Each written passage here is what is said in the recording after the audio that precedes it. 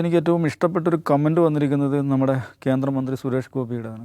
ഇത്രയും ദിവസം പിടിച്ചു നിന്നില്ല എന്നാണ്. അപ്പോൾ ഈ ഇത്രയും ദിവസം കൊണ്ട് ഉദ്ദേശം എന്താ മനസ്സിലായോ? ഇലക്ഷൻ കഴിയുന്നത് വരെ പിടിച്ചു നിന്നില്ലേ? കാരണം 5 സംസ്ഥാനത്ത് പ്രധാനപ്പെട്ട തിരഞ്ഞെടുപ്പാണ് നടക്കുന്നത്. അപ്പോൾ അതുകൊണ്ട് ഇത്രയും ദിവസം ഞങ്ങളിത് കൂട്ടാതെ പിടിച്ചു നിൽക്കുകയായിരുന്നു. ഇലക്ഷൻ കണ്ട് കഴിഞ്ഞു, കൗണ്ടിങ് നടക്കുന്നതിന് മുമ്പ് തന്നെ കൂട്ടി. ഇനി നിശ്ചയമായിട്ടും ഫ്യൂൽ ചാർജും കൂടാൻ പോവുകയാണ്. അപ്പോൾ അതെന്തുകൊണ്ടാണെന്ന് ചോദിച്ചാൽ നമുക്കറിയാം 1970 ശേഷം ലോകത്ത് എനർജി മാർക്കറ്റിലുണ്ടായിട്ടുള്ള ഏറ്റവും വലിയ ഡിസ്റപ്ഷനാണ് ഇപ്പോൾ ഉണ്ടായിരിക്കുന്നത്. ലോകം എന്ന് വെച്ചാൽ നമ്മുടെ തലമുറ കണ്ടിട്ടില്ലാത്ത തരത്തിലുള്ള എനർജി ഡിസ്റപ്ഷൻ ലോകതലത്തിൽ ഉണ്ടായിക്കൊണ്ടിരിക്കുകയാണ്. അതിന് കാരണം എന്താണ്? ഈ ഇറാൻ യുദ്ധമാണ്. പശ്ചിമേഷ്യൻ യുദ്ധം എന്ന് പറയുന്നത്. ഈ യുദ്ധം ഫെബ്രുവരി 28 തുടങ്ങിയാണ്. ഫെബ്രുവരി 25 നമ്മുടെ പ്രധാനമന്ത്രി ഇസ്രായേലിൽ പോയിട്ട് അവിടുത്തെ ക്നെസറ്റിനെ അഭിസംബോധന ചെയ്തുകൊണ്ട് പ്രസംഗിക്കുന്നുണ്ട്. അതിലാണ് അദ്ദേഹം ഇസ്രായേലിനെ കുറിച്ച് ഫാദർലാൻഡ് എന്ന് പ്രയോഗിക്കുന്നത്. India motherland, Israel fatherland. എന്നാണ് ഇന്ത്യയുടെ ഏറ്റവും അടുത്ത സുഹൃത്തായിട്ടുള്ള ഒരു രാജ്യം തുടങ്ങി വെച്ച യുദ്ധം, അല്ലെങ്കിൽ പ്രധാനമന്ത്രി നരേന്ദ്രമോദിയുടെ ഏറ്റവും അടുത്ത സുഹൃത്തായിട്ടുള്ള ബെഞ്ചമിൻ നെതന്യാഹു തുടങ്ങി വെച്ച ഒരു യുദ്ധമാണ് ഈ അവസ്ഥയിലെത്തിച്ചിരിക്കുന്നത്. അപ്പോൾ ഈ പറയുന്ന വിലവർധനവ്, ഗ്യാസിൻ്റെയും എണ്ണയുടെയും വിലവർധനവ് ഇന്ത്യയിൽ മാത്രമാണെന്ന് വെച്ചാൽ ഇന്ത്യയിൽ മാത്രമല്ല, നമുക്ക് മുമ്പേ ഇതേക്കാൾ വിലവർധനവ് ഏതാണ്ട് എല്ലാ രാജ്യങ്ങളും ഉണ്ടായിട്ടുണ്ട്. ഏഷ്യൻ രാജ്യങ്ങളിൽ ഓൾമോസ്റ്റ് എല്ലായിടത്തും ഉണ്ടായിട്ടുണ്ട്. യൂറോപ്യൻ രാജ്യങ്ങളുണ്ടായിട്ടുണ്ട്. വലിയ ക്രൈസിസ് നടന്നുകൊണ്ടിരിക്കുകയാണ്. പവർ കട്ടുകൾ പ്രഖ്യാപിച്ചിട്ടുണ്ട് പല രാജ്യങ്ങളും. അതാ പറഞ്ഞാൽ 70 ശേഷമുള്ള ഏറ്റവും വലിയ എനർജി ക്രൈസിസിലൂടെയാണ് പോകുന്നത്. അപ്പോൾ ഇത് ലോകത്തെല്ലായിടത്തും ഇതിൻ്റെ വലിയ തോതിലുള്ള പ്രതിഫലനങ്ങൾ ഉണ്ടായിക്കൊണ്ടിരിക്കുകയാണ്. വലിയ ടർബുലൻസ് സിറ്റുവേഷൻ ഉണ്ടായിക്കൊണ്ടിരിക്കുകയാണ്. അത് ഒറ്റ ഇതേ ഉള്ളൂ, ഈ യുദ്ധമാണ് അതിൻ്റെ കാരണം. യുദ്ധം തുടങ്ങിയ ശേഷം ഇറാൻ ഹോർമുസ് സ്ട്രെയിറ്റ് അടക്കുന്നു.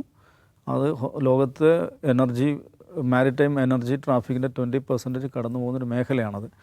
ഇപ്പോൾ ഈ യുദ്ധത്തിൻ്റെ ലക്ഷ്യമായി വെച്ചിരിക്കുന്നത് ഹോർമുസ് സ്ട്രെയിറ്റ് തുറക്കുക എന്നുള്ളതാണ്. ഫെബ്രുവരി 28 മുമ്പ് തുറന്ന് കിടന്നൊരു സ്ട്രെയിറ്റ് ആയിരുന്നു. തമാശ അവിടെ ബാക്കി കിടക്കുന്നുണ്ട്. അപ്പോൾ ഇതിൽ സർക്കാർ ആകെ ചെയ്തെന്താണ്? തെരഞ്ഞെടുപ്പ് കഴിയുന്നവരെ കാത്തു നിൽക്കുക എന്നുള്ളതാണ്. ഇതിലേക്കാണ് നമ്മൾ മനസ്സിലാക്കേണ്ട കാര്യം. നമ്മുടെ BJPയുടെ വളരെ പ്രധാനപ്പെട്ട ഒരു അജണ്ടയാണ് 1 നാഷൻ 1 ഇലക്ഷൻ എന്ന് പറയുന്നത്. എന്ന് പറഞ്ഞാൽ 5 വർഷത്തിലൊരിക്കൽ ഒരു ഇലക്ഷനേ നടക്കുകയുള്ളൂ. കേന്ദ്രത്തിലേക്കുള്ള തിരഞ്ഞെടുപ്പാണെങ്കിലും സംസ്ഥാന അസംബ്ലിയിലേക്കുള്ള തിരഞ്ഞെടുപ്പാണെങ്കിലും 5 വർഷത്തിലൊരിക്കൽ ഈ ഇടയ്ക്കിടയ്ക്ക് തിരഞ്ഞെടുപ്പ് നടക്കുന്ന ഏർപ്പാട് അവസാനിപ്പിക്കണം എന്നുള്ളതാണ് 1 നാഷൻ 1 ഇലക്ഷൻ എന്ന അജണ്ടയുടെ പിറകിൽ. അതെന്തിനാണെന്നറിയോ? എന്നാൽ ഈ ജാതി അലമ്പുകളുണ്ടാവില്ല. ഈ ഇടയ്ക്കിടയ്ക്ക് ഓരോ സംസ്ഥാനത്ത് തിരഞ്ഞെടുപ്പ് വരുമ്പോൾ സർക്കാരിന് അവർ വിചാരിക്കുന്ന കാര്യങ്ങൾ വിചാരിച്ചതുപോലെ ചെയ്യാൻ പറ്റില്ല. അപ്പോൾ ഇങ്ങനത്തെ flash elections, mid term elections എന്ന് പറയുന്നത് സർക്കാരിനെ സംബന്ധിച്ചിടത്തോളം ജനവിരുദ്ധ നയങ്ങൾ നടപ്പിലാക്കുന്നതിനായിട്ടുള്ള ഗംഭീരമായുള്ളൊരു ഒരു ചെക്കിംഗ് മെക്കാനിസമാണ്. അതുകൊണ്ട് അത് അവസാനിപ്പിക്കണം. ഇടയ്ക്കിടയ്ക്ക് ഇലക്ഷൻ നടക്കുന്ന പരിപാടി അവസാനിപ്പിക്കണം എന്നത് BJPയുടെ ഒരു പ്രധാനപ്പെട്ട പോളിസിയാണ്.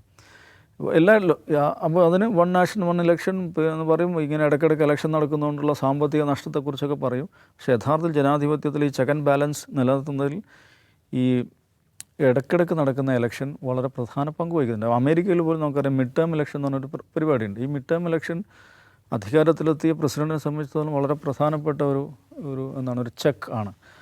അപ്പോൾ ഇന്നിപ്പോൾ സുരേഷ് ഗോപി പറഞ്ഞു ഇത്രയും ദിവസം നമ്മൾ പിടിച്ചു നിന്നില്ല എന്ന് പറഞ്ഞത് ഈ ഇലക്ഷൻസ് നടക്കുന്നതുകൊണ്ടാണ്. ഞാൻ പറഞ്ഞു വെച്ചാൽ ഇന്നത്തെ ഗ്ലോബൽ എനർജി മാർക്കറ്റിലുണ്ടായ ടർബുലൻസ്, അസ്വസ്ഥത മുൻനിർത്തി സർക്കാരിനെ സംബന്ധിച്ചിടത്തോളം വില വർദ്ധിപ്പിക്കാതെ പിടിച്ചു നിൽക്കാൻ പറ്റാത്തൊരു സിറ്റുവേഷൻ ഉണ്ട്.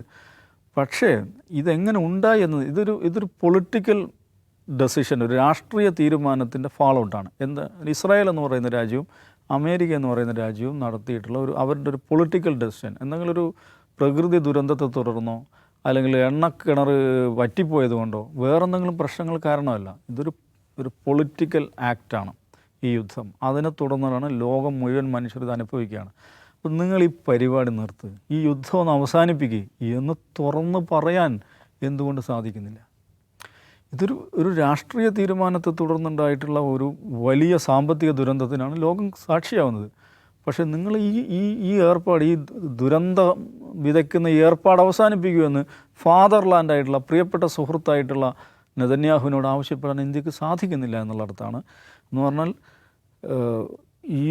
ഇതിൻ്റെ ദുരന്തം ഇന്ത്യൻ ജനതയുടെ മേലിടുക എന്നുള്ളതല്ലാതെ, ഇതിൻ്റെ ആഘാതം ഇന്ത്യൻ ജനതയുടെ മേലിടുക എന്നുള്ളതല്ലാതെ ഇതിന് കാരണമായിട്ടുള്ള യുദ്ധം അവസാനിപ്പിക്കാൻ ഏതെങ്കിലും നിലക്കുള്ള ഒരു ലിവറേജ് ഉപയോഗിക്കാനുള്ള രാഷ്ട്രീയമായ ഇച്ഛാശക്തി നമ്മുടെ ഭരണകൂടത്തിന് ഇല്ല എന്നാണ് നമ്മൾ കാണുന്നത്.